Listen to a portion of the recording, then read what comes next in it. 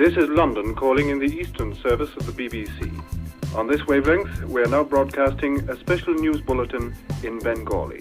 BBC London এখন Greenidge মান সময় বিকেল 4:30, ভারতের সময় রাত 10:45 আর ঢাকার সময় রাত 10:15। এখন প্রচারিত হচ্ছে একটি বিশেষ বাংলা অনুষ্ঠান। পূর্ব পাকিস্তানে প্রকৃতপক্ষে যুদ্ধ শেষ হয়েছে। ঢাকায় এক আত্মসমর্পণ চুক্তি স্বাক্ষরিত হয়েছে বলে ভারতীয়রা জানিয়েছে। তবে পশ্চিম পাকিস্তানে এক বেতার ভাষণে প্রেসিডেন্ট ইয়াহিয়া খান বলেন যে সাময়িক পরাজয়ের অর্থ যুদ্ধে পরাজয় নয়। ভারতীয় পার্লামেন্টে প্রধানমন্ত্রী মিসেস গান্ধী বলেন, পূর্ব পাকিস্তানের রাজধানী ঢাকায় স্বাক্ষরিত আত্মসমর্পণ চুক্তিটি পাকিস্তানিদের পক্ষ থেকে বিনা শর্তে করা হয়েছে।